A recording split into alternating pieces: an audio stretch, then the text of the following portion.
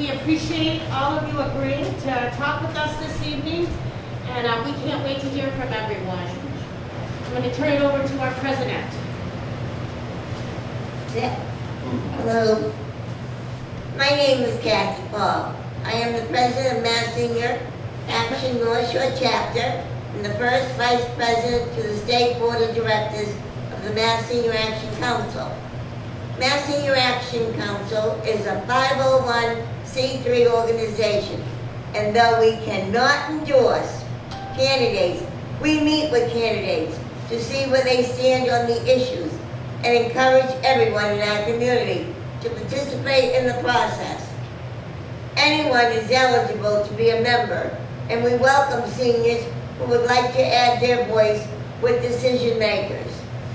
Our moderator will be Billy Landry, Mass Senior Action member and resident of St. Stephen's. Our timekeeper will be Laura Gallant, our friend from Neighborhood Legal Service. We want to thank St. Stephen's Apartment for allowing us to host the event, and a big thank you to Lynn TV for sharing this with the community. Normally, we host our forum in a large community room.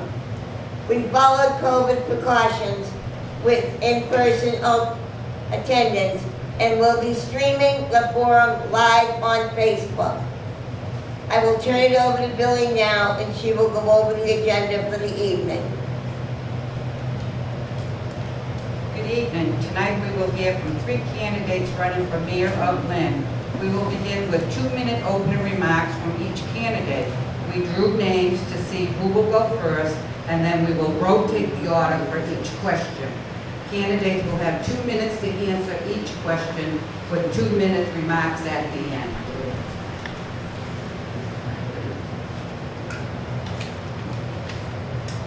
Our first question will be from Barbara Mann, and Darren will begin.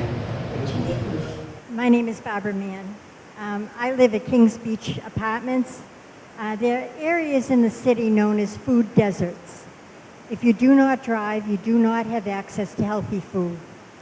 If you are near a small convenience store, the healthy food options are limited and much more expensive. It is a fact, healthy food access is necessary to be healthy. The answer is either offer more public transit or bring healthy food to the neighborhoods. What is your plan? Thank you, Barbara. I'm very familiar with the food shortages in the areas of the city that are considered to be food deserts. It's not acceptable that right now we only have one major, two actually, Stop and Shop and Market Basket, both on the same side of the city, both within probably about a quarter of a mile. We were working on, especially down in the Kings Beach Towers area, the last 2 years, creating what we call the senior village down there, the old Maxence building. What we were hoping for was to put 350 to 400 more units in that area. And in the building as well, we wanted to put a shopping center down in the bottom floor of that building and create a mall down there. The reason why we were calling it a senior village is already because of Kings Beach Towers, as well as the towers across the street at Wanties. There is absolutely a problem. I will work on trying to bring more supermarkets into the area and try to get them equally dispersed throughout the city.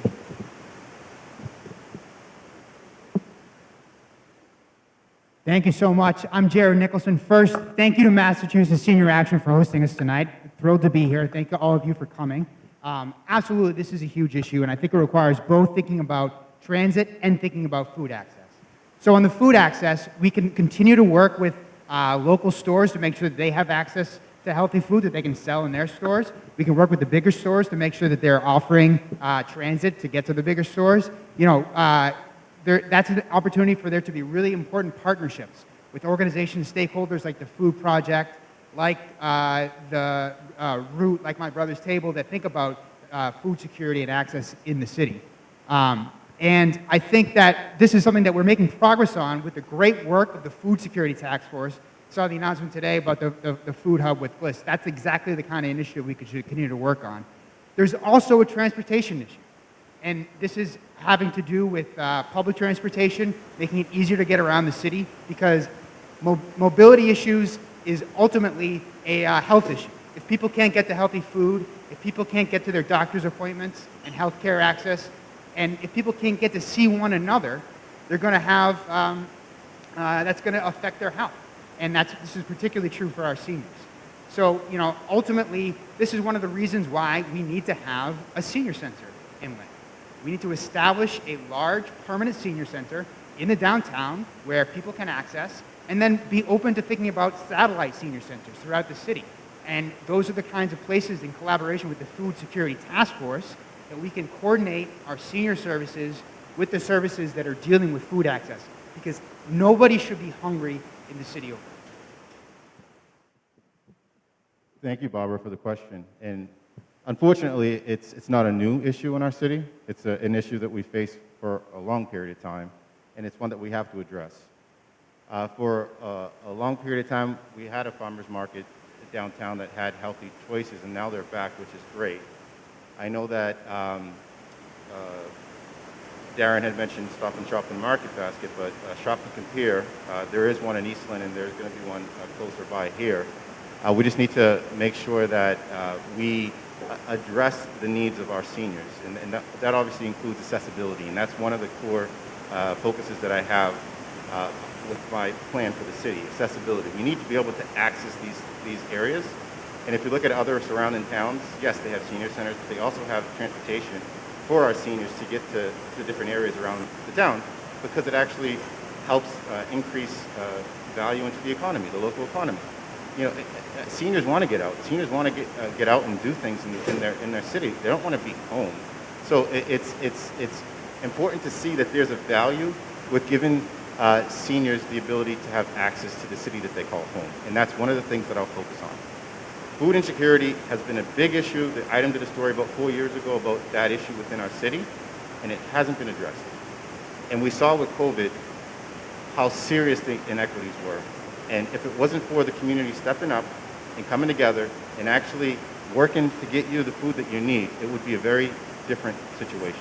So we need to address accessibility, and that includes the ability for you to access your city and walk down the street, and to have transportation that's reasonable and is accessible for you to go to. And we have to address the food insecurities as well as price gouging and other things that might take place in your neighborhood store. So those are very important things that we have to address, because hunger is something that we don't want any of our residents to face. Thank you. Barbara Meehan's second question, and this will go to Jared Nicholson. Seniors are especially concerned about access to health care. Many do not drive anymore, and other forms of transportation are expensive and may not be senior user-friendly. My neighbor was forced to take an ambulance to Salem Hospital. She received a bill for $1,200. The cost is one problem, but the fact we do not have local emergency services is a bigger concern. Do you feel health care access should be expanded in the city? And if so, how? Thank you so much for the question. So absolutely, healthcare access is a tremendously important issue. We're hurting from having lost our hospitals. We're hurting. And this is an issue that we're going to have to continue to work on. One area that we're addressing it, and we've made some progress, is collaboration with Lynn Community Health Center, and that's a collaboration we can continue to grow and expand. We can focus our efforts on what's happening with the urgent care up on Linfield Street, and try to be building that out so it serves the community in the way that we think is most useful, and that requires an ongoing dialogue between the city and the various stakeholders.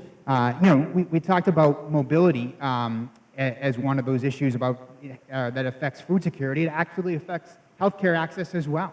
And yes, there should be options to help people get to their healthcare needs short of calling an ambulance when that's not required. And that's something that the city needs to work on and take seriously.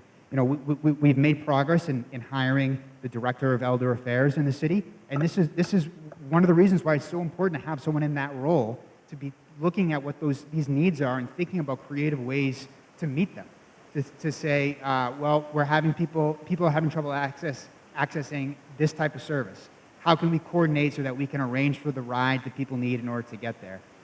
But healthcare is a basic need that seniors absolutely deserve access to, and that requires coordination. You know, sometimes it's going to be an ambulance, but sometimes there's other agencies that we can collaborate with to make sure that people are able to get to the appointments that they have.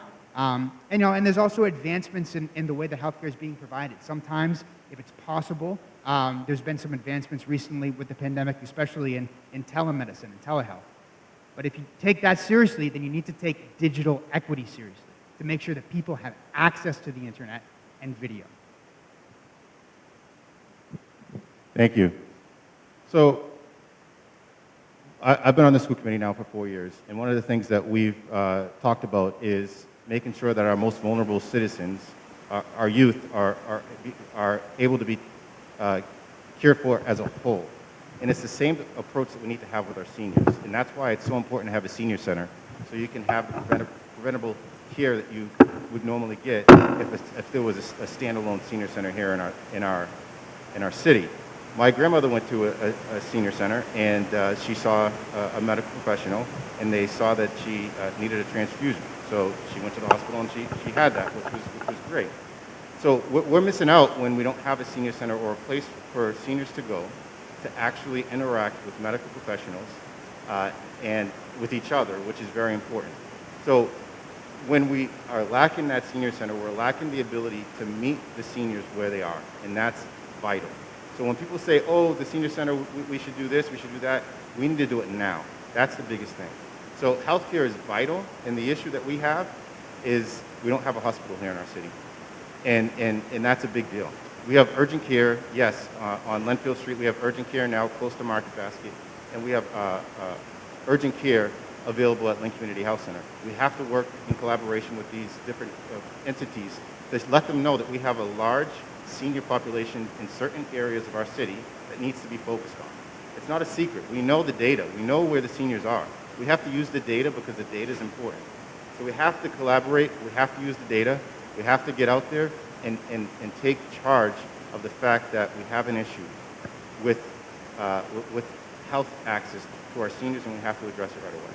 So that would be it, using the data, collaborating with the different entities, and making sure that our senior center is staffed with healthcare professionals so you can make sure that your preventive care needs are taken care of. Thank you.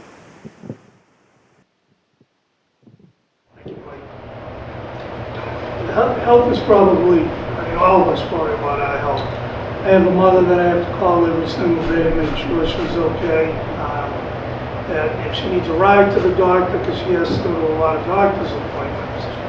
One of the things that we have worked on and we are working on is, and I'm going to use this as an example, the old Marshall Middle School site on Porter Street. So the developer that's looking to come in there, that's what they specialize in, is senior assisted living. What I mean by that is they provide a person that's on call 24 hours a day, so that if a senior in that building needs any kind of medical assistance, they're there to help. They're there to help to make sure that you can get to your appointments on time. I know Crown and Shield that Kings Beach Towers has people, they're not there 24 hours a day, but they are there through Monday through Friday during normal working hours. So absolutely, Lynn's got to do a better job at taking care of our seniors with our senior centers. Marshall Middle School and the new building that's going to be built down on Linfield Street is also going to be having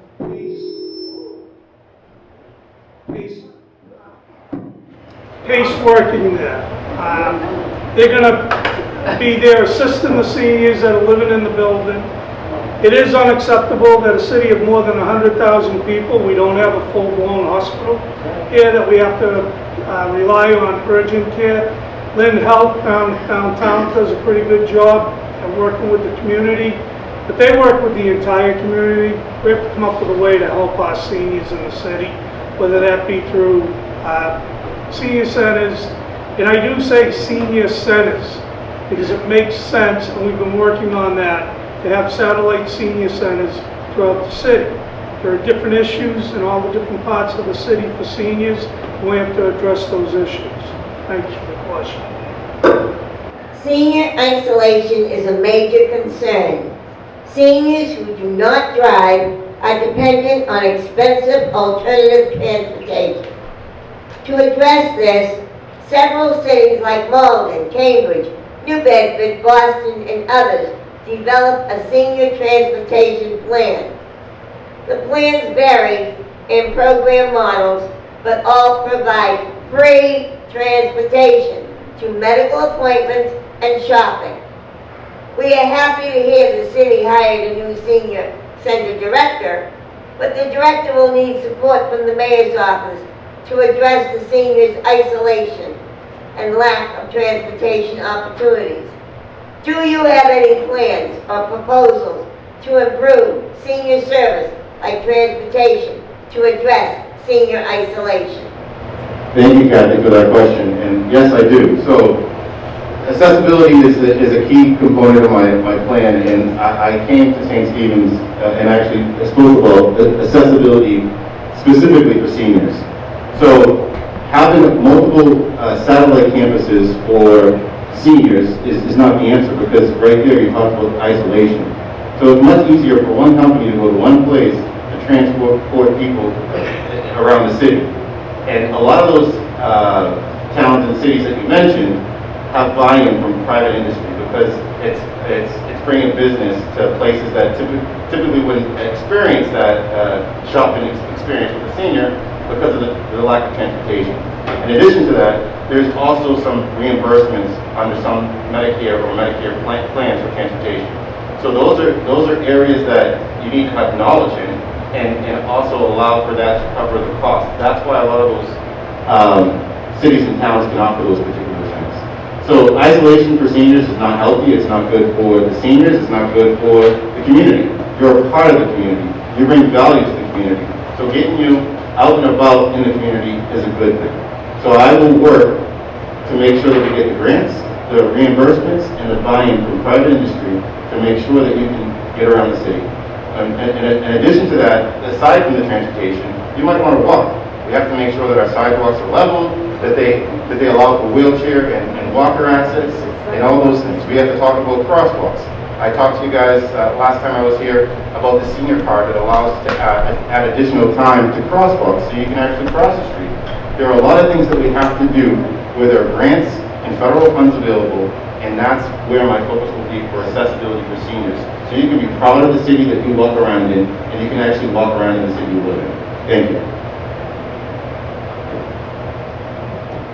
Thank you. So, I am a senior. I'm 62 years old. Seniors are very important to me, and back when the pandemic started, I think the Lynn City Council showed their concern for the citizens as well as the seniors. We were providing boxes of food. Each box contained 35 meals in it, and we were delivering 1,000 boxes of food to all the senior buildings throughout the entire city.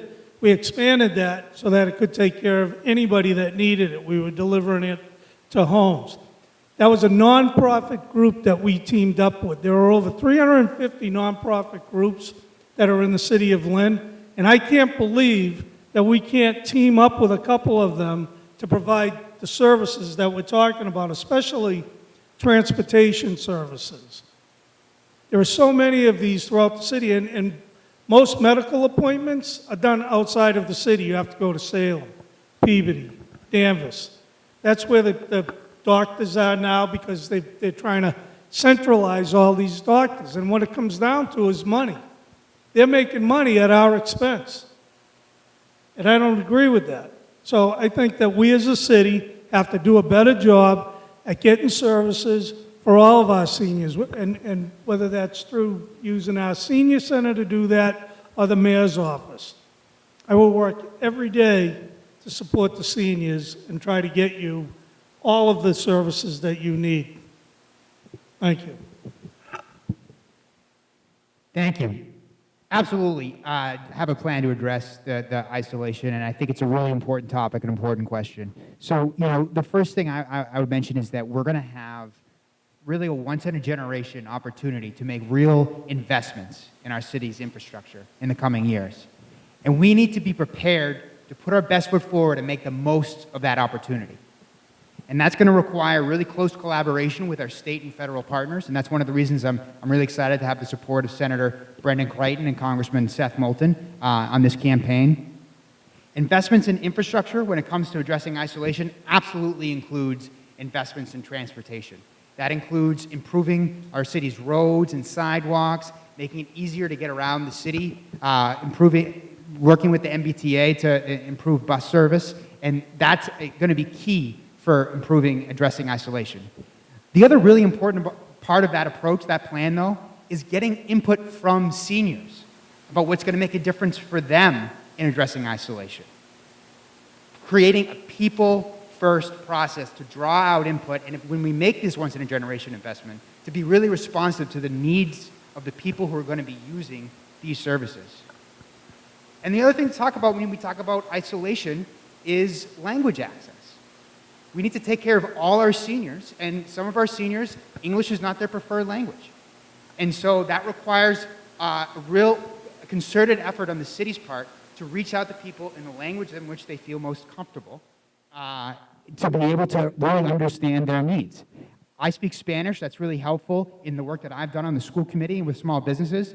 There's other languages spoken in the city as well, and that requires that kind of culture of an approach where we're going to go out and reach people where they're at in order to get their input about what they think needs to happen. And that's really got to undergird our approach to spending this once-in-a-generation investment on infrastructure. Isolation's a mental health issue. Kathy Paul's second question will go to Darren Cyr. The city needs a senior center. And do you have thoughts on how the city should address this, and what is the timeline? We are not able to wait forever. Remember, our biological clocks are ticking, and we want to enjoy a senior center before we move on to happy hunting grounds.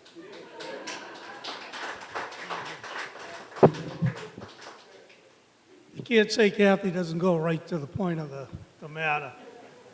Totally agree. We should have had a senior center a year ago. Even during the pandemic, we should have been working on getting a senior center and having it so that when things start to calm down, that you would all have a place to go and enjoy your day.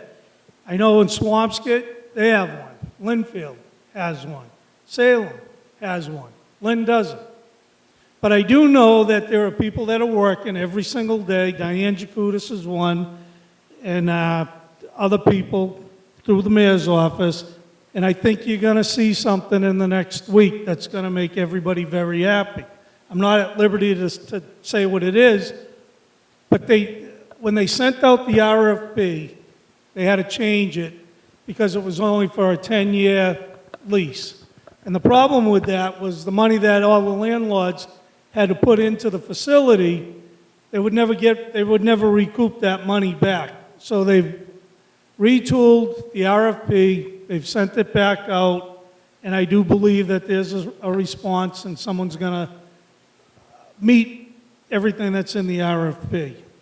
So absolutely, we need to get one, and I truly believe that we need satellite senior centers, because each senior center throughout the city will service the people that live in that community.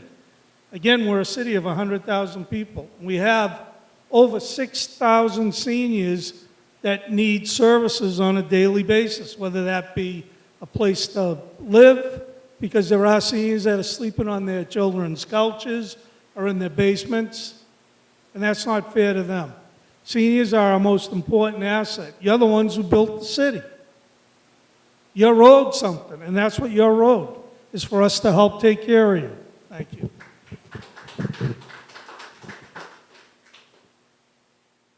Thank you. Yes, absolutely. We need to build a senior center, establish a senior center with urgency. And that might require a shorter-term solution to get something open as soon as possible. But there should also be a permanent senior center in the city. A city of our size should absolutely have a senior center, no question about it. And it's an issue that we don't have one now. I think that we're in a great position to have the Director of Elder Affairs to be able to help us lead this forward along with the other stakeholders that are working on it. Because when we're looking for a facility, it's really important that we're reflecting the input of seniors about what they want to see, particularly when we're talking about the long-term facility, so that it meets people's needs. And it needs to be done with urgency. Like we talked about earlier, there's going to be this opportunity to be investing in infrastructure, and a senior center is really got to be at the top of that list to establish a permanent senior center in the city. Having satellite senior centers, I think, is also something that has a lot of potential, particularly as we are taking seriously the issue of senior housing and affordable housing for seniors. Rents in the city are out of control, and many seniors are on a fixed income, and seniors are really feeling that, the rise in cost and rent in the city. And that we're going to have to be opportunistic about creating opportunities for seniors to have housing. But if we get people in senior housing and they're not able to access the services they need, that's an issue. That's an issue. And so having the satellite senior centers is a way to address that. Again, it's the kind of thing where you want to have real community input from the seniors that are actually going to be benefiting from these services, to think about exactly which neighborhoods and exactly what they'd rather be all together for and what they'd rather have locally. And that's the kind of community-driven leadership that I plan to bring as mayor. Thank you. I agree that we need to have a senior center, not a 10-year lease. We need to own the building. Now, recently I received the endorsement of Loretta Cuffle-O'Donnell, a former counselor, and in her endorsement, she said that we have more funeral homes than fire stations, more funeral homes than hospitals, more funeral homes than libraries. One important thing that she missed was that we have more funeral homes than senior centers, and that's an issue. We need to be able to experience these things before we get to that particular place. And that's what my plan is. How many of you were involved with that RFP that went out? Was there a questionnaire from any seniors to ask for input? Like, what are we looking for?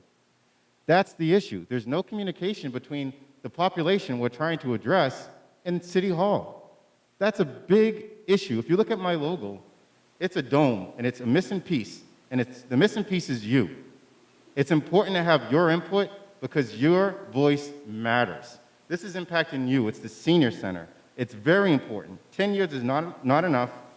And if you look at the data within our city and the population, about 20% of our population are over the age of 60 years old. That's a large amount. I know we're a young city and we talk about it all the time, but 20% is a large number. We can't allow those voices to be unheard. We shouldn't have been in this predicament for this long. It's impacted seniors, putting them in isolation, and all those other things we spoke about before. It can't happen any longer. We need to find a senior center location, which I've already looked at a few that I would be ideal for a senior center that the city can own right here, and it's nearby. And it's things like that we have to get out. We have to talk to these property owners. We have to let them know that we have a huge need within our city, and we need to meet that need where it's at. So it's important that we address the need for our senior center. It's in my plan to do such a thing, and it's in my plan to make sure that seniors have a voice in the things that impact them the most. Thank you. Our next questions are from Phil Alvarado, and it will first go to Jared Nicholson. Good evening. The city of Lynn, like many other communities, has a large population that's dealing with or struggling with addiction and mental health issues. It is wonderful that a nonprofit offers meals, but we are not going to root out the problems during the day. There's a large population that needs a place to locate, where people are not where there's no addiction treatment. Resumes and job search support, and most of the housing that includes the service they need in our proposal, the great need for our city. What would you propose? Great, thank you. Yeah, so propose to address the people who are struggling with addiction and need mental health services is the question, right? Great. Yeah. What was that? Yeah, okay, great. Yeah. Thank you, yeah. So absolutely, we need to, this is a huge issue for the city, particularly after the last year and a half. Mental health was a struggle before the pandemic, and the pandemic has only aggravated it. I've released a platform on my website specifically addressing the need for better mental health. One of the absolutely top of that list is what we were just talking about earlier with the senior center, having a place for people to congregate. Isolation is a mental health issue. Seeing one another improves mental health, and it also creates access points for services. You know, another issue that's more longer term is what we're doing in the schools and developing a social emotional learning curriculum that covers all the grades to give students the skills they need as adults to address mental health issues, and then also to be providing services to students with mental health needs. And those are investments that we've been making in the schools. You know, another important issue I think around mental health is more coordination among mental health service providers. Because, you know, there's some big service providers, there's some smaller service providers. Having conversations with the providers themselves is going to give us better insight into what we can do in the city. I know that one issue that a lot of providers struggle with is hiring and retaining culturally competent providers of mental health services, which is really important. Having people that can reach the populations that you're hoping to serve is absolutely crucial to maintaining public health, mental health. You know, another area to focus on there is our first responders and supporting their mental health needs, both as a way to improve those services and also as a way to sort of reduce the stigma around getting mental health treatment. We know that there's a really high correlation between untreated mental health, addiction issues, homelessness, and coordination among the various service providers across different disciplines, and getting people around the table to talk about these issues is really crucial in making progress there, because it's absolutely a problem and it's a growing problem. So thank you. Thank you for that question. It hits me very personal. My mom was an addict, and she also suffered from mental health illness. And I was there every step of the way. So what I'm talking about is not from reading a report or some sort of finding from some sort of research. I'm speaking from the heart because it's a lived experience. My mom went through Project Cope, which used to be on Rogers Ave. And she went through there for almost 2 years. She learned resume building, she had to learn interview skills. And in order to stay in that program, she had to get a job. She got a job at Stop and Shop. So she learned life skills, which is important. I'm on the board for the Haven Project, which deals with kids between the ages of 18 and 24.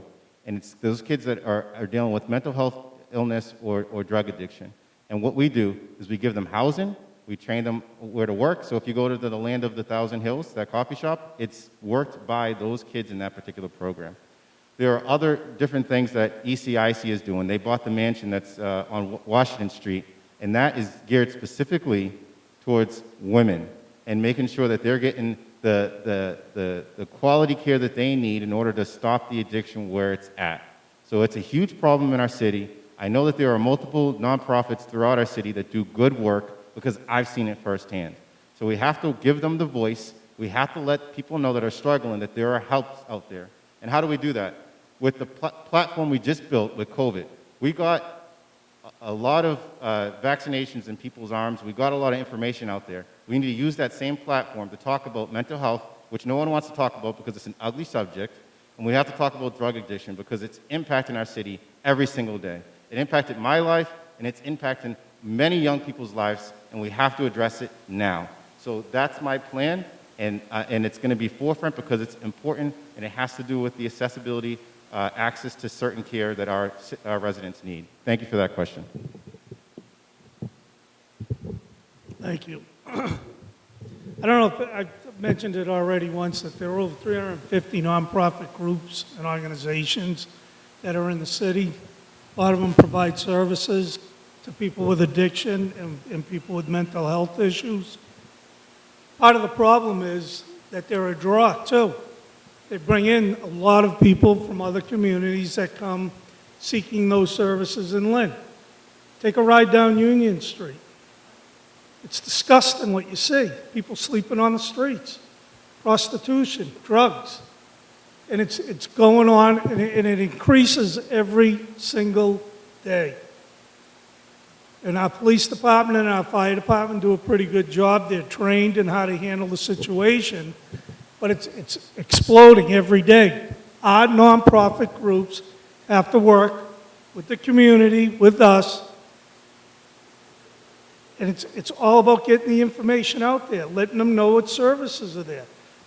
I mean, I mentioned the Salvation Army earlier. That is an organization that provides food, provides health services, mental health services, works with people with addiction problems. The YMCA is another good example of another group that's working and contributes to the city. But as I said, there are over 350 nonprofit groups and organizations. They only stay in business because there's a need. And they keep drawing more and more people into our community that need those services. So my goal would be that those nonprofit groups wouldn't exist after 10 years when they start. And the way to do that is by the city working with them, working with the Lynn Health community, working with the senior center, bringing all of these people into a room, because nobody's ever done that. Nobody's ever brought all of them into a room and have a summit with everybody and say, what are the issues in your community?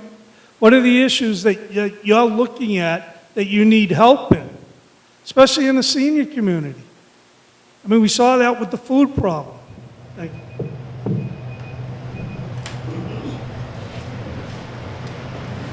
Phil has a second question, and it will go to Michael Satterwhite. There has been many discussion on different types of police reform and funding.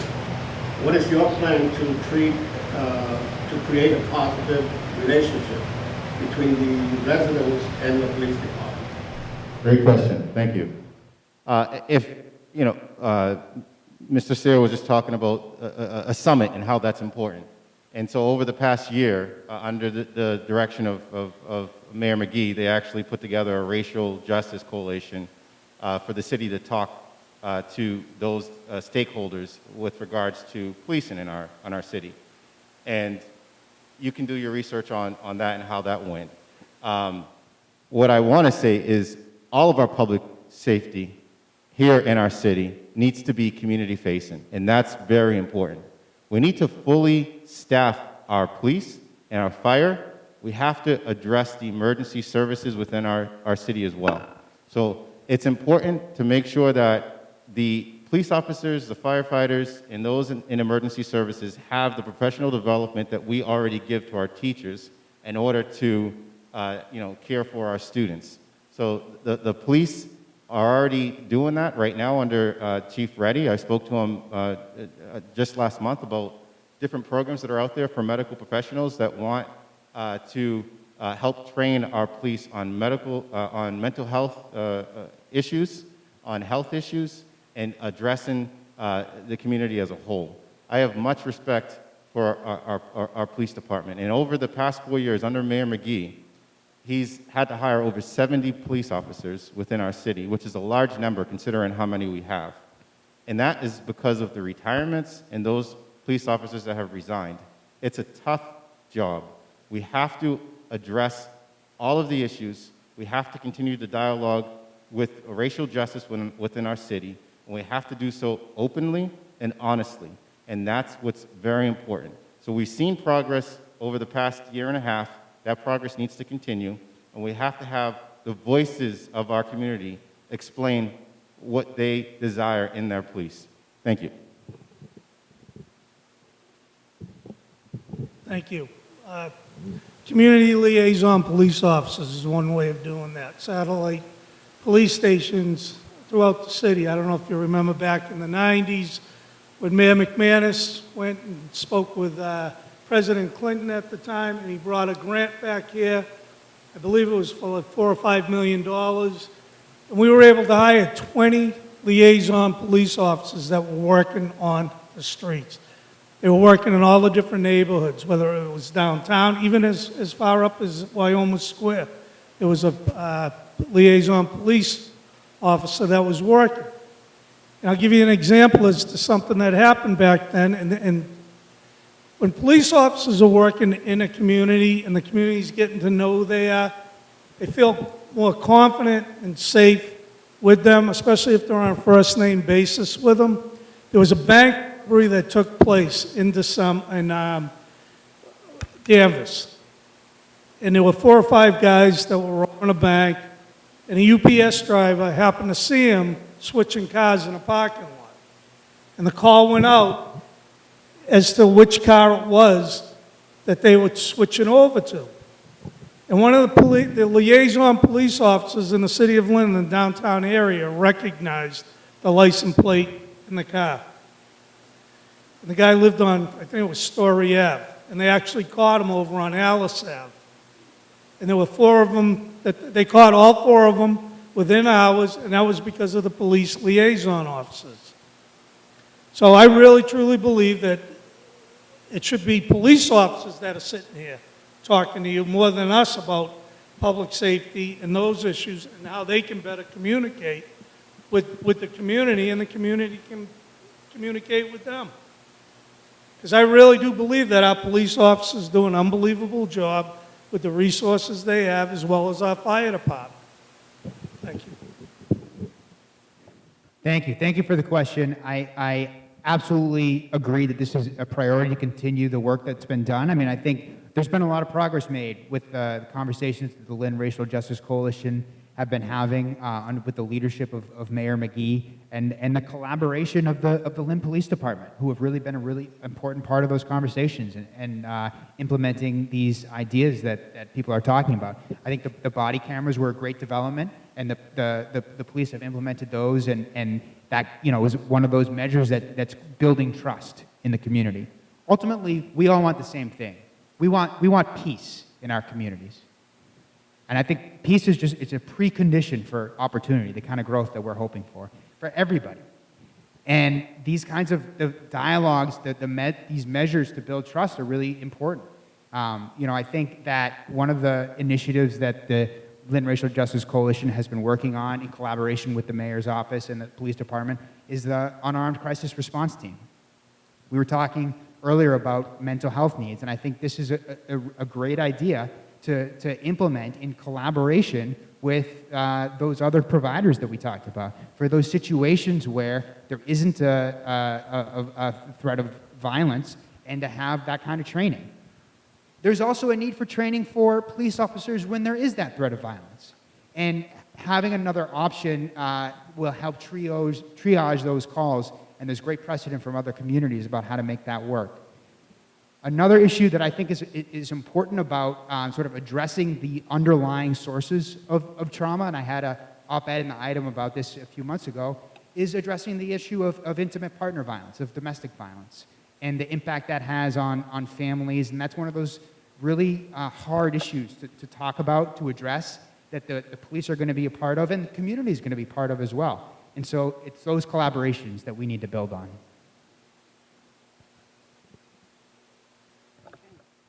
Our next questions are from Rosa Bentley, and it will first go to Darren Cyr. Good afternoon. Mass Senior Action understand the need. Mass Senior Action understand the need for taxes. We like good schools, clean sidewalks, parks, and public transportation and services. Senior homeowners is on a fixed income. The steep increase in property tax is unaffordable for many of us. The value of property is out of control and only means something if we sell. We do not want to sell. Many of us want to stay in our homes as long as we can. The current exemption of $600 is only for a senior who is able to volunteer work throughout the year many seniors is not able. What is your proposal to fund city services, create jobs, while lowering the property tax for seniors homeowners? Thank you. Everybody knows that you have to pay taxes. We have the fifth largest tax rate in the state. But our properties don't reflect that, meaning that I know that rents are sky high and property values are going up, but if you take a house that's in Lynn and you put it in any one of the surrounding communities around Lynn, their tax rate's lower, but their values are higher, so they're drawing in more money. We only, on average, bring in roughly about $150 to $160 million in revenue. Our budget for fiscal year 2021 to 2022 is over $410 million. That's unbelievable when you think about it. And when we talk about infrastructure and the needs of our community, we have to come up with a better way to bring tax revenues in to the city. And we have to do a better way of creating jobs. One of the things that I do want to say before my time runs out, I know there are different programs throughout the country, and there's a move that anybody who's lived in a city for a certain period of time that owns a house, and once they turn 68, they don't have to pay property taxes. That's only a couple years away for me, so I would love that to happen. But I look at the development of our city as our future industry. The GE's gone. They were responsible for over 100,000 jobs 15, 20 years ago in the Lynn area. Norelco, Sylvania, Kings Beach Towers was once a factory. Nisson's bread used to be baked here in the city. It used to provide jobs. And that's what supported all the housing, the multifamilies that are here in the city. So I'm looking at positive development that's going to create jobs for everyone. Thank you. Thank you. Yes, that's a great question. So we absolutely need to address the rising property taxes. It's certainly an issue for affordability, particularly for seniors that are on a fixed income. We first need to have fiscal discipline in the city. The city was in tremendous fiscal trouble just a few years ago, and we were able to get out of that. The mayor has done great work on stabilizing the city's finances, and we need to continue that momentum. That fiscal discipline ultimately saves money in the long run. As our bond rating improves, our borrowing cost goes down, and that ultimately takes pressure off of taxpayers. And so that discipline is really, really important. The other area that we can focus on here to help residential taxpayers is to focus particularly on commercial growth. Commercial growth takes pressure off of our residential property taxpayers. And that's something that the city needs to be really aggressive in finding the right approach to that growth. I think there's a tremendous opportunity in the city of Lynn to specifically look at the life sciences industry. We're 10 miles away from the life sciences capital of the world. This is an industry I have a lot of experience in from my work as a lawyer representing life sciences startups. And those companies, they're starving for lab space. The Kendall Square is all filled up. The seaports now are filled up. They're going to Watertown. They're going to Waltham. And we should be making a play for those jobs. What that requires, particularly on the city's part, is to be able to set the table for growth with the right infrastructure investments. And that's why it's so important to be making the most of this opportunity that we have coming up with the infrastructure investments, because if we want people to make things here and to create jobs here, we have to make it easy for them to get here and to get out of the city. And that's about the city's infrastructure. And we're going to have that opportunity. And what it takes is a vision for that kind of growth, for that kind of commercial positive growth that's going to take pressure off the taxpayer, that's built with community input.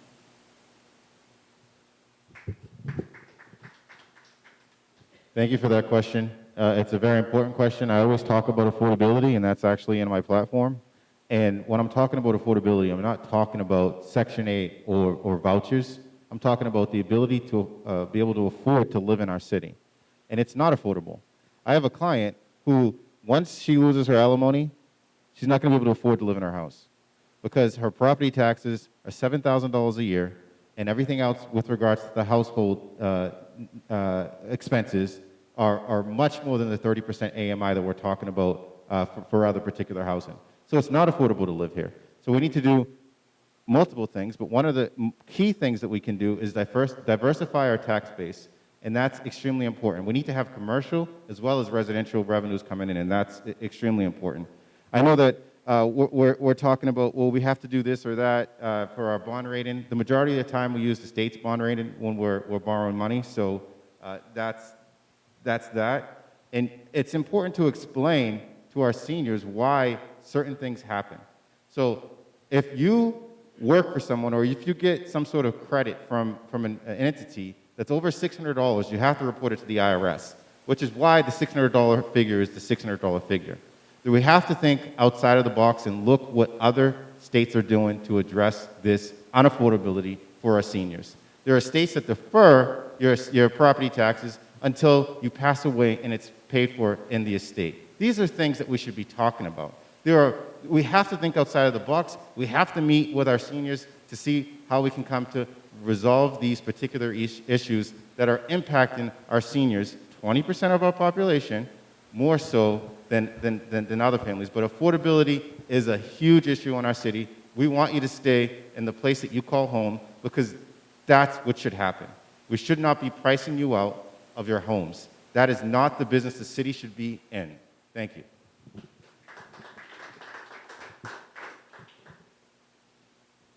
Rosa Bentley's next question will go to Jared Nicholson.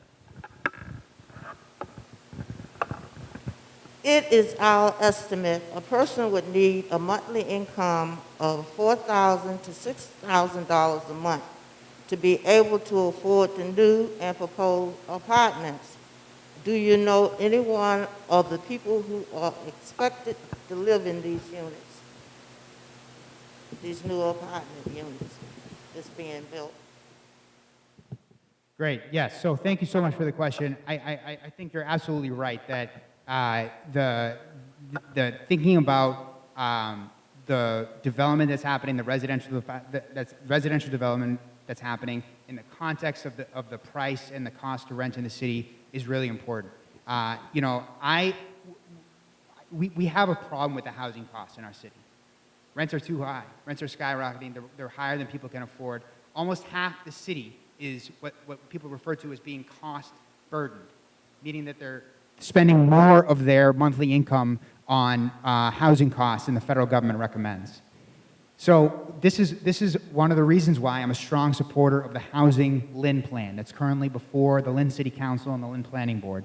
This was a planning process over the last almost 2 years with strong community input that's put together a set of recommendations about how we can address the cost of housing in the city. One of the main recommendations of the Housing Lynn Plan is inclusionary zoning. And what that would do would say, we have this opportunity for development in the city.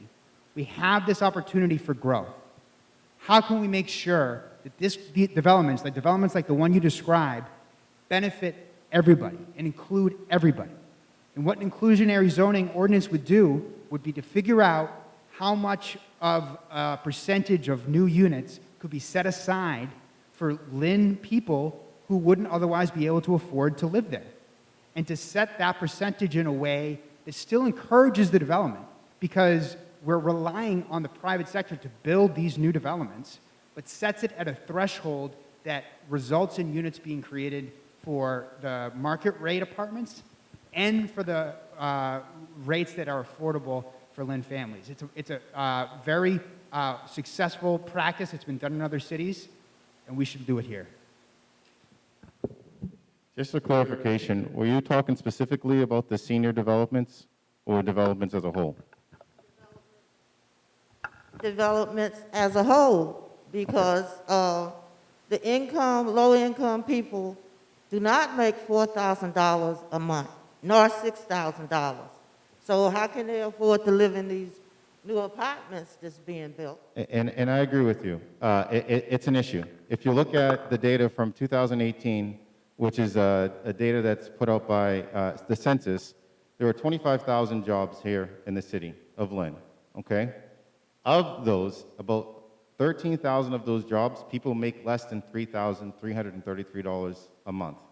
So we're not building these units for people that, for them. It's going to displace a majority of these people, especially with the 27% poverty rate in downtown alone, this area.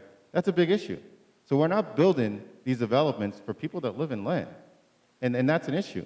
And then we talk about, well, what about the public benefit and all that? And you know, earlier tonight, Mr. Cyr was talking about how doctors are making money off of us at our expense and how he doesn't like that. Well, these developers are making money off of our expense, and I don't like that either. So that's an issue. So we can agree that we should be talking with and requiring our developers to have a public benefit, to make sure that these units have affordable units. And again, I'm not talking about people on Section 8 or vouchers. If these people start making more money, guess what? Their rent goes up because it's based off of the AMI. So you hear all these different things about why we can't do it. Well, we can, okay? And if people don't like it, they can go to another, a developer doesn't like it, they can go to another city to build, okay? Lynn is where it's happening. Lynn is where it's at. We need to take advantage of that, okay? We need to make Lynn affordable for the people that live here. We need to bring in adult education so we can educate our residents so they can get higher paying jobs. We have 43,000 people leaving our city every day to go work outside of the city. It's crazy. We need to bring commerce here into our city. We need to bring opportunity here into our city, and we need to do that together. And we need to have a plan. Thank you.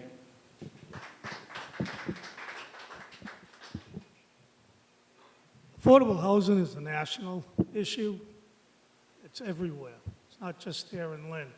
Well, we're being asked to fix a problem that's been created, and our government doesn't do anything about it. And the reason why getting a developer to build an affordable housing development here in the city doesn't work is because there aren't enough federal programs or state programs to support that. I'm going to use this as an example. Everybody uses Monroe Street, the building there. It's a $100 million building.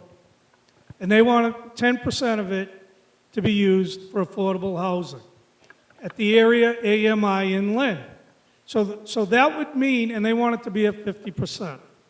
So what that would mean is, and I'm just using this as an example, if they were getting $2,000 a month for rent, that means to make it affordable that you would be getting $1,000 a month. That's a $1,000 loss for the developer per unit multiplied by 10 times. That's unfair. The developer will not come here and develop. You want to bring people in that are going to have disposable incomes that can support our businesses.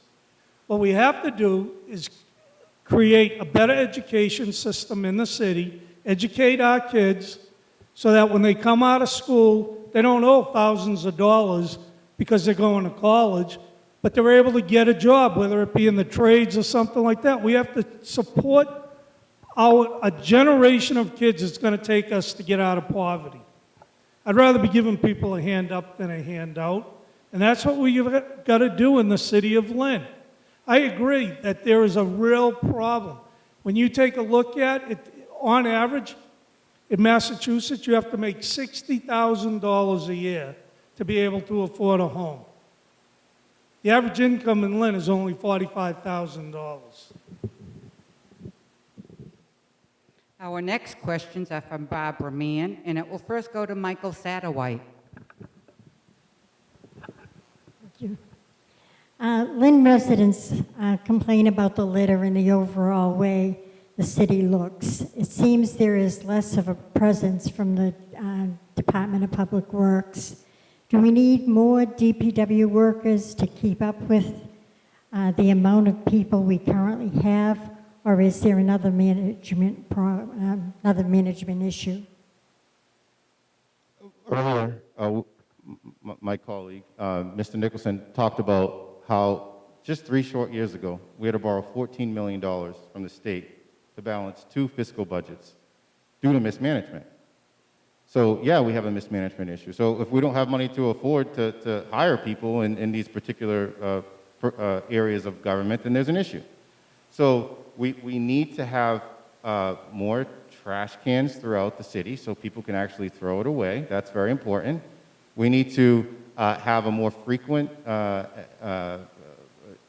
street sweeping. We need to have more frequent trash replacement. We need to have more frequent things that other cities have because they get buy-in from private, they get pushback from the private industry. We want people to come to our city with disposable income, like Mr. Cyr said, because it helps, with the economy, okay? When you have affordable housing units that are based on AMI, there's disposable income because they're paying based off of AMI. So to say that you can't have both is just not right. But we need to address these issues with how our city is presented. Because my mom always told me that your first impression is the most lasting one, okay? So when people drive into the city and they see trash, that's what they're gonna think of our city, okay? So when we have concerts, guess what? Even if we have Frank Sinatra or, someone that was like a crazy idol here singing, they might not come because of the first impression. We have that slogan, Lynn, the city is sent. We need to get rid of that. We need to make our city clean. We need to do so because it makes our communities proud. And when you see your streets clean, it's automatic that you want to keep them clean. You feel that way. And we have to do that also by addressing the different businesses that allow for litter to take place and our absentee landlords. They need to make sure that their properties are clean. Thank you.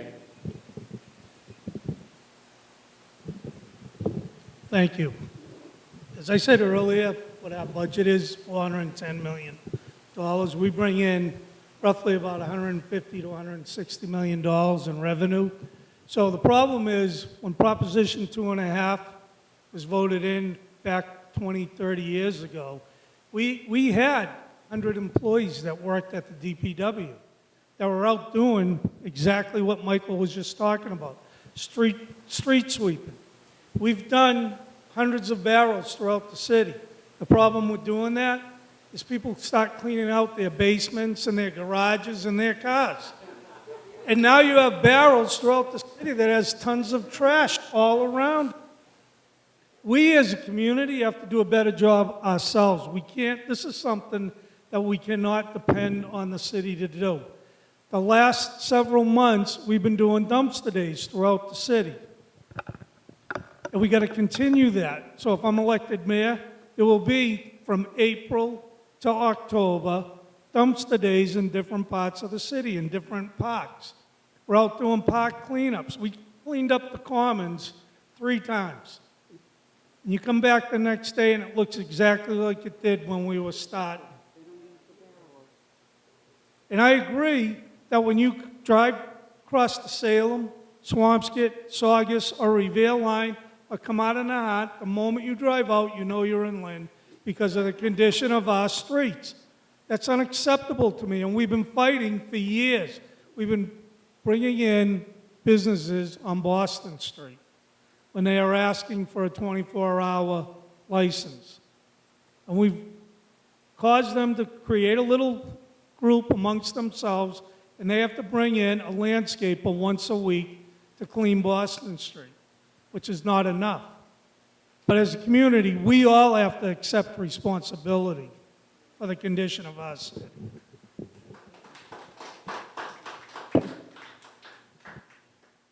Yes, we need to be doing more to address trash and litter in our community. It's a quality of life issue. It can be a public health issue depending on the types of trash, the attracting rodents, things like that.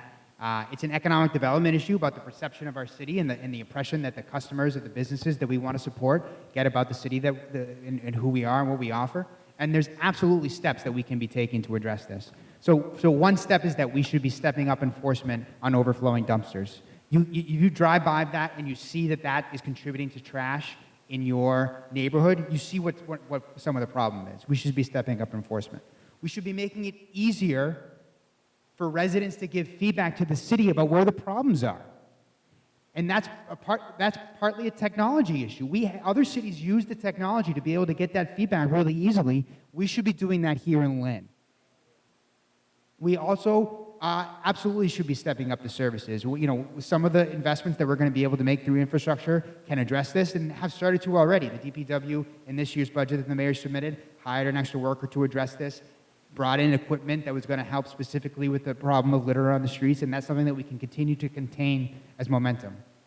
The other place to focus, which is something that the Trash and Litter Committee on the City Council that's chaired by Councilor Field and Councilor Chakutis have done some work on, and needs to be continued, is getting into the schools, working on prevention with students about litter, trash, keeping the community clean. That's really important as well. And then, you know, it's about thinking creatively. We all can see that if you go to other cities and go to their parks and go to see their streets and sidewalks, they're not all covered with trash. This is a problem that we can fix. And it's about taking it seriously and being willing to pursue ideas from those other cities, thinking about collaboration. There are regional agencies that we can collaborate with to find better ideas and take it seriously. Barbara's next question will go to Darren Cyr. If the city was going to take personal homes to make room for new schools, why doesn't the city take over some of the commercial or empty industrial locations to build the schools the city needs? So we did exactly that when they built the new Marshall on Brookline Street. And I don't think that nobody wants to lose their home at all, anywhere in the city. But if someone is going to lose their home, they will get 125% of the cost of their home. The city would have to pay for the relocation and any burden put on that family. So, I mean, unfortunately, because of the situation that we're faced with in the city of Lynn, we're going to be building schools for the next 75 to 100 years, every 4 to 5 years. And the burden of that is going to be put on the taxpayers if we don't come up with a comprehensive plan now. It costs on average $100 million to build a school. And the only way to do that is by raising taxes. 50% of our schools are over 100 years old. That's 14 schools that are over 100 years old. I do have a plan so that we can build 2 or 3 schools in the next 20 to 25 years, and working with our CFO, as well as working with the state auditor and the community. The community has to be involved from the very start. And you have to create a committee that's taking a look at where are the best locations to put schools. Right now, there's a school every 400 to 500 feet away in every single neighborhood. Unfortunately, that doesn't make sense anymore. We can build the most technology schools there are in the country right here in Lynn, and we've already done it with the Marshall School. Thank you for the question. This is one of the most really pressing issues in the city, is the state of the schools. And you know, in terms of eminent domain, that's a very severe step. The government, local government has that power. In some situations, the community will decide that that's what needs to happen. But there absolutely has to be a really strong process to protect people's property rights, because people have basic property rights, and that's important. And we want to keep an open mind and do really strong planning, soliciting community input so that we can have conversations earlier in the process. You know, ideally, when we're building new schools, you're able to find locations where schools are, because in those locations, the community is sort of adjusted to the fact that there's a school in that neighborhood. But, you know, we do have a pressing need for new schools in the city. And that's going to require us to be really ambitious about how to address that. And the problem that we're facing is that under the current system, what the current system asks of the city of Lynn and the need that the city of Lynn has for schools, we will not be able to build the schools we need to properly serve our students in a way that's respectful and appropriate for the Lynn taxpayer. This system needs to be reformed. It's a state system. Massachusetts School Building Authority, working with the state treasurer and the state legislature, has to be reformed. And I've worked with the state delegation on legislation that would do that. I had an op-ed about that in Commonwealth Magazine last spring. And the issue is, think about this where we are as a state. If you're going to be building schools anywhere, you should be building them in a community like Lynn, where you have the outdated buildings and you have the huge growth in student population. You know, it's really a testament to our community that people believe in this city and believe it's right for their family and see a future for them and their family here in the city. And as a Commonwealth, we need to do that justice by building new schools. Barbara, great question. As a product of Lynn Public Schools, I've attended 7 of them here in our city. So I'm speaking from firsthand knowledge, not from a report or some sort of data. So we do need new schools. I went to Pickering, and Pickering was old when I went there in 1997. My daughter now goes there, and it's worse than what it was before. I do agree with Mr. Cyr, where he talked about community involvement from the start. That's vital. But that should be in any development that's put here in our city, okay? Not just schools. Let's talk about that with every development that's being put forward here. Community input is vital. I do want to talk about the issue with just picking any commercial space and replacing it with a school is location. So if you look at our schools, they're mainly based in communities, and they service that particular community. So if the schools are all based in residential properties, you're not going to have a lot of commercial property to even look at that particular point in time. So that could be an issue. I went to Pickering, and we had a library 2 houses down, and I used to volunteer there. We used to have libraries across the city, and where are they now? We have 1. And we need to stop talking about public property and making sure that City Hall knows that it's our property, okay? So when you sell that property off, it's our property that you're selling. And then we're stuck with situations like this where we don't have any land to build on. That is an issue. And that's why we're put in this predicament where Pickering should have been built 4 years ago. But because they wanted to do eminent domain for the property on Parkland Ave, and we had to do the 2.5 increase, there was opposition to that particular thing. It was not presented to the community in a thorough way with communication, and that's put us in this predicament. So we have to talk about this honestly and openly because it's vital. We need to find locations. We need to rebuild schools. We need to take the future of our city very seriously. Thank you. The final 2 questions before the closing remarks will be from our President, Kathy Paul, and it will first go to Jared Nicholson. What about our beaches? Boston and Cambridge and other communities have figured out how to clean their beaches and rivers so that people can sit there without holding their nose. I love to go sit at the beach, but I have not gone there this year.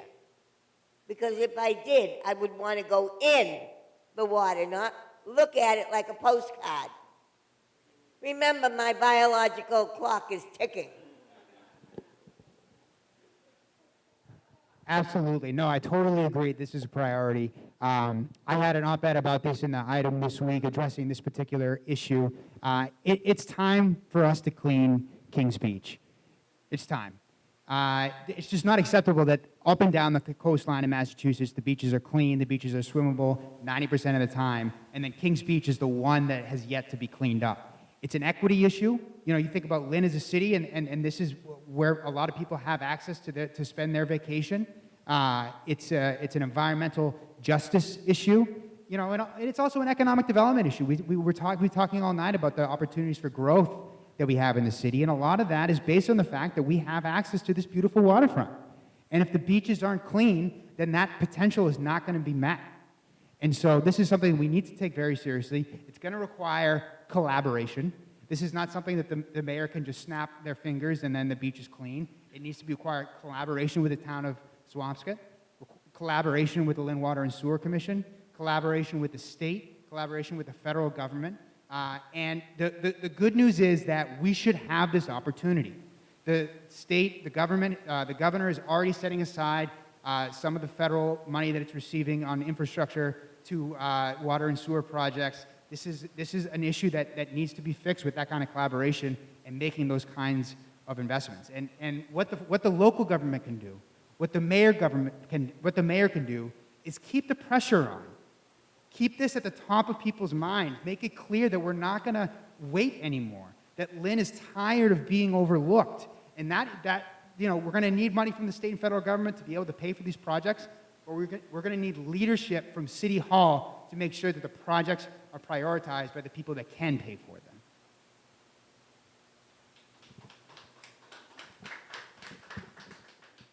This is personal for me as well, Kathy. I grew up going to that beach, swimming in there. I used to think that was fresh water going into the ocean. I didn't know that it was sewage or bacteria. So it's crazy that we still have this issue. 37 years later? It's sad, and we do need an advocate. We need someone that can actually go to the state, go to the federal government, and talk about their personal experiences with this beach. We have to be able to have someone that's advocating because it's impacting their family as well. Okay? My family lives here. I live here. I have kids. We want to go to the beach. We want to enjoy it. What do you guys think about the people that live across the street from the beach? The ones paying $13,000 and $11,000 a year in property taxes because they have beachfront property, but they can't go to the beach to swim in it because of the bacteria. It's crazy. It's an inequity. And I was door knocking just last week, and I actually spoke to a few of the people running for office, and I was telling them what the concerns were from these residents because it was important. And it's important for those running to know what the concerns are that I'm hearing as well while I'm knocking on these doors. It's vital that we listen to the voices that these are impacting greatly. We have amazing open space here in our city, more so than any other city in the country. We have Lynn Woods, we have the beach, we have all these ponds, we have parks. These are great, but if we don't take care of it, if you can't get to it, what's the sense? Accessibility is extremely important to get to these places, but the places need to be maintained. It's vital. So we need to put a lot of pressure on the governor. He lives right there. He smells it. We have to put pressure on there. We have to put pressure on our state delegation. We have to put pressure on all those that are stakeholders because they need to be corrected now. Thank you.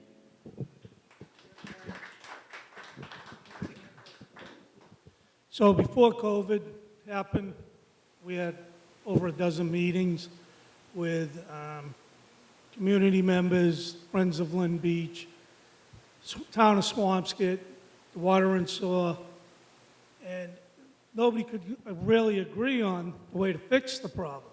Everybody had an opinion as to what was causing the problem, but the Army Corps of Engineers gave the Water and Sewer two options, which the Town of Swampscott opposed, and so did some of the members of the Friends of Lynn Beach. One of them was it would cost roughly about $5 million. It would have to be done through grants from the state, and there was money there to do it. To take the pipe and bring it out further out into the ocean, and the farther out you go, that bacteria disperses. When I was a kid swimming there, it was in the millions per parts of bacteria that's there. It's less than 25,000 parts now. Someone at the DEP decided that that was unsafe for people to be swimming in Lynn Beach.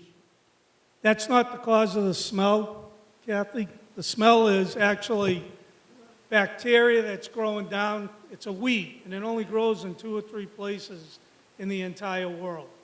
Unfortunately, Lynn is where one of those places are, and they do try to clean that up all the time.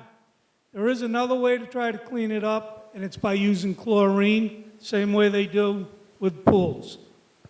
The real issue is the fact that we're getting 100-year storms a couple times a year now, and it's causing our system to overflow. There was a separation that was done back in the 90s that separated the drains from the sewer lines, and it's supposed to be able to handle one storm of 7 inches of rain. Unfortunately, because of the amount of rain, 19 inches in the last month, it just can't handle that.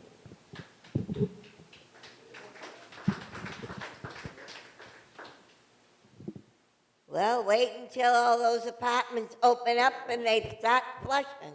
Huh. Okay, today you heard a vast array of issues people deal with in Lynn, from the high cost of health care and housing to lack of proper food and transportation. We all know there are many challenges facing the city, but there is great opportunity.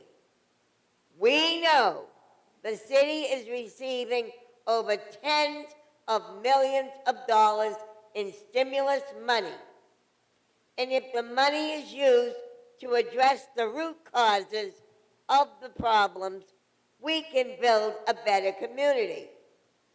We want to know what your plans will be to determine how to create a budget for the stimulus money, and how will residents be able to have input on the allocation of the funding. Am I first? So we're going to roughly receive $180 million in stimulus money. It has to be spent in 5 years. We're not sure exactly how yet because all the guidelines haven't been set down. So we accepted $28 million a month ago. Any money that comes into the city has to be accepted through the Ways and Means, through the city council. The mayor opposed that. The mayor wanted to be able to spend the money wherever he felt that there was a need. But as a ward councilor and talking to the other councilors, every single ward in the city has issues. An example is the outflow pipe at the end of Eastern Ave. It could take $5 million to fix that problem. We want to have a say in it. We overrode his veto, the same as they're doing up at the State House, which I found to be a little disingenuous on his part. If he was a senator, he'd be up there fighting the governor because that's exactly what's happening there. But we have to all work together as a community, and we all have to be involved as to where that money is going to be spent, whether it be on infrastructure, because there's only certain things you can do with it. You can't build schools. You can't give pay raises to anybody. But we could take care of some of the issues that have been plaguing our city for years. Flooding throughout the city is one major problem. Just water and sewer separation isn't going to take care of that. So, sidewalks, roadways, parks, that's all infrastructure. I'd love to be able to use the money to build a new school. But as I said, it's roughly $100 million to build a school. You're talking $180 million. That's not going to go far when you do that. Great question. Great question, thank you. So there are 4 things that my administration will always make sure that is before me when I have some sort of idea or plan. Has to address accessibility, affordability, activities, and public safety. Let's talk about $180 million, which is a substantial amount of money. We have to have community input, but we have to be honest with the community of what the needs of the city are. We've been in way too many short-term crises in our city, way too many. I've been here 37 years, and I can count at least 10. And it's not fair to our residents, because we end up paying much more in the end. These are avoidable crises that we can completely work to not do ever again. And that takes community input, community voices, and that's vital. So I will create a task force of community members, other stakeholders, so we can work together with a plan to present to the community as to what we're going to do with this particular amounts of money. I want to make sure that our infrastructure for public safety are updated. We have all these buildings that are 10 stories now, but the infrastructure for our fire is 20 years old. So we have an issue with that. If there's a call, they still have to go.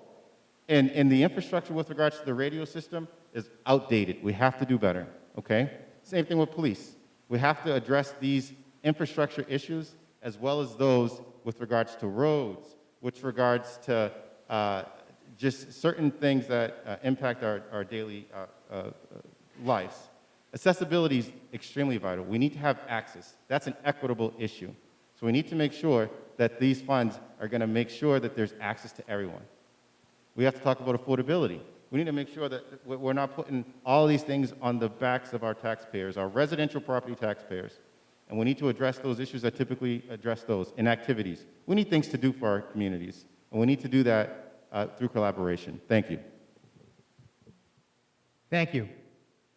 This is a huge opportunity that we have in the city, and it's absolutely really important to draw in community input.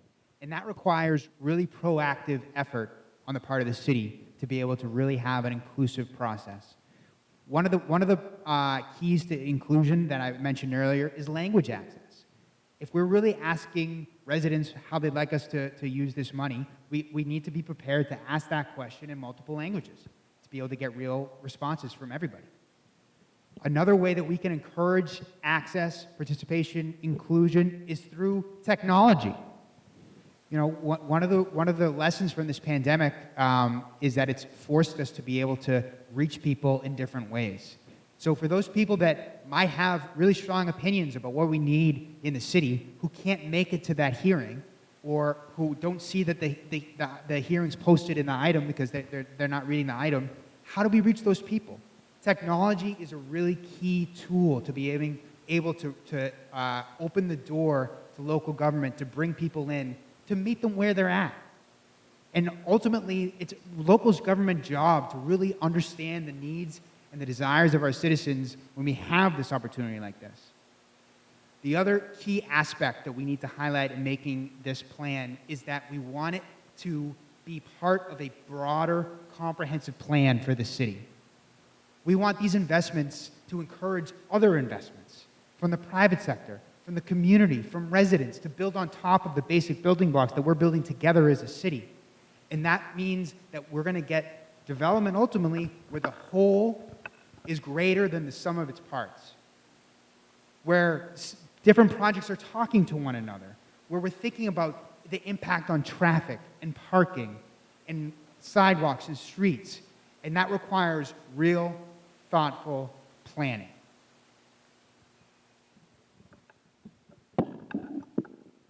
Closing remarks will be 2 minutes from each candidate. The drawing determined the order will be Darren Cyr, Michael Satterwhite, and Jared Nicholson. We will begin with Councilor President Cyr. Next, Michael Satterwhite. Last, Jared Nicholson. Thank you. I've lived in Lynn 62 years. I heard how the mayor fixed our budget. It took the mayor and the city council. And that's one thing that everybody has to understand. And when we talk about everybody being a part of the process, everybody's got to work together. The city council approves everything that the mayor is asking for in the city. The council looks at everything, every issue, and represents everyone across the board. Our politics, we may not agree, but if I'm the mayor, I still represent each and every one of you. You deserve a seat at the table. You deserve the opportunity to be able to change my mind, or I deserve the same opportunity to be able to change your mind. For years and years and years, the division in the city has just gotten more and more. If you don't agree with me political-wise, I don't want to listen to you. That's the thought process of so many politicians today. We have to all come together and we have to work together. We are an old city. We have to create a better education system in our city. We have to build new schools. We have to create better paying jobs for all the people that live here. We can't keep going up on your taxes because you're right, especially in the senior community. They can't afford the burden of taxes. So what we have to do is come up with a thoughtful way of bringing development into the city that will bring more commercial space into the city and be able to draw more revenue to the city that will support the services that we need. We are a city of services, whether it be trash, whether it be the fire, whether it be police, your streets plowed, or even picking up Eastern Ave or Union Street. I want to be your mayor. I've got the leadership and experience. Thank you.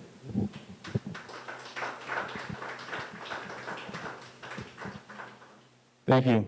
So my name is Michael Satterwhite. I'm a lifelong Lynn resident. I've owned a small business in the city for the past 15 years. I'm a lawyer here in the city. I'm also a conciliator and a mediator, which means people come to me to help come to resolutions to their issues. That's what I want to do and bring to the city of Lynn. I want to be the person that I've always been my entire life, someone that has compassion, someone that has commitment, and someone that works his butt off. And that's what I want to do as your mayor. 3 years ago, we had to borrow $14 million. Came with strings attached, which means we needed to have a fiscal responsibility officer here in our city that told the mayor and the council what needed to be done in order for our problems to be fixed. We hired a CEO full-time. That's great. We also brought on planners, and we've been doing things that have been recommendations to us. Don't forget, there's always been best practices out there. You can look at our neighboring towns and cities and see what they've been doing.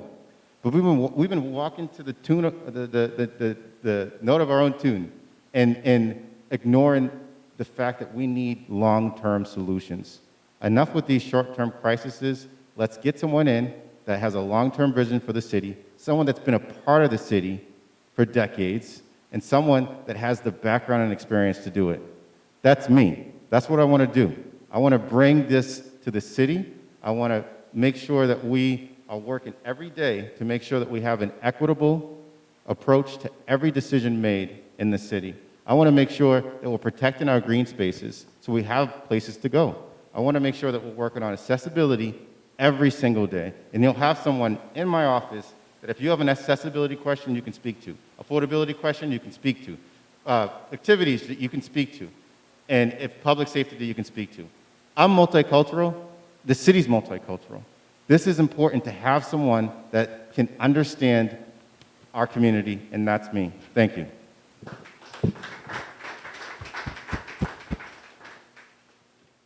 Thank you so much to Mass Senior Action and all of you for being here. I'm Jared Nicholson, and I'm excited to be running for mayor. This has been a really hard year for us. The lives that we've lost in the pandemic, 220 in the city of Lynn. It's been hard for students. Students have struggled being out of schools, and families have struggled with the schools and remote learning. Frontline healthcare workers, like my wife, who's a nurse midwife at Mass General Hospital, have been asked to do so much to keep us safe and to keep us going, all essential workers. Businesses have struggled from being closed, from being forced to change their business in order to stay alive. Businesses like the ones that I've helped as a law professor at Northeastern, partnering with the city during the pandemic to provide free legal help to small businesses. We're hurting. We need to continue to address the ongoing public health situation. We also need to plan to recover fully and fairly. On top of that, we need to be ready to take advantage of the opportunity that we have in Lynn for growth. But we need to make sure that the growth benefits the city. We need to make sure that the growth includes all of us. And that vision for inclusive growth is the vision I plan to bring to City Hall. It's about better schools, including new schools. It's about better housing, including addressing the rising cost of housing. It's about better infrastructure, fixing our roads and sidewalks, including the need for the new senior center. It's about more peace in the community, because peace is a precondition for opportunity. Most of all, when I think about the future, I think about my young son, Henry, who's almost 2. I want Lynn to be a place that prepares him to go anywhere and inspires him to love it here. Thank you so much.